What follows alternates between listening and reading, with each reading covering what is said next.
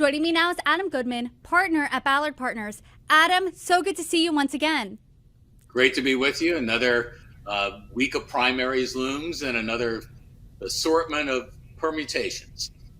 Exactly. And like you said, every few weeks I do bring you on and you give us some insight into the state of the 2024 race. Today is no different. As we sit here right now, we are on the eve of Super Tuesday. And over the weekend, we saw Nikki Haley win the DC primaries. So my first question to you is, what does this mean for the rest of the race? All the money that's gone behind her now yielded at least a few delegates, right, in one win. I mean, it's going to go down as a footnote in history. I mean, it's nice to hear that she's the first woman to ever win a Republican primary in the history of the party and of the nation. That's a very cool thing. But she now faces the grim truth, right? Some would say the grim political reaper, because she has one contest coming up actually Monday in North Dakota, which she's not favored to do well in, and then of course Super Tuesday, which may be a super loss across the board for her. I think the closest major state right now, if you look at the polls, is Virginia. I saw she's within maybe 8-9 points of the former president.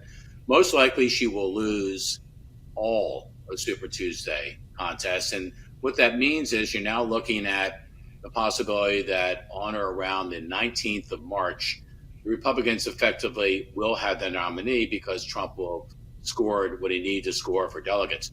So, yes, it's nice that Nikki, I'm glad for her supporters that she notched a win, but it's going to be like Haley's Comet, right? It comes every 77 years. So she had her Haley's Comet moment in Washington, D.C. over the weekend, but unfortunately, she's probably not going to see the comet coming her way again for a very long time. That's some tough criticism, footnote in history, the political grim reaper. So what you're saying is you think the GOP primary is effectively over. Do you think it's now a general election race? It is, but what's really going to be maybe interesting, I say maybe because there are all sorts of qualifiers around it.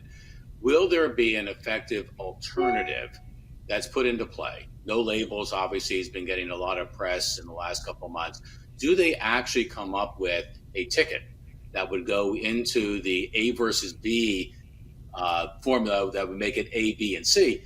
What I'm hearing from the insiders is there is going to be something very soon forthcoming from them, and apparently they're very excited about it.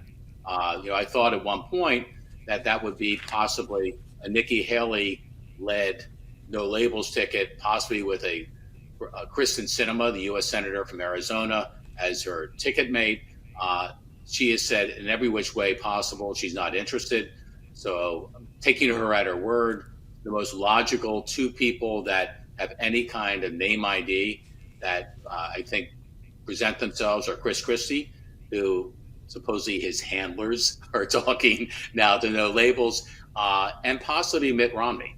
I mean, it sounds like a reach from the past, but Mitt has been not shy about taking on the way that the party has moved. I think he is looking at the end of his elected career, and maybe there's one more shot for him. So if No Labels, Brittany, actually does field a credible ticket, it will have impact potentially in this race.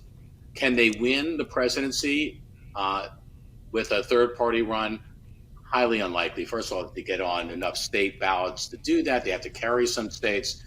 Could they make a difference? And I don't like the word spoiler, but can they actually impact the final result between President Biden and Donald Trump? Absolutely.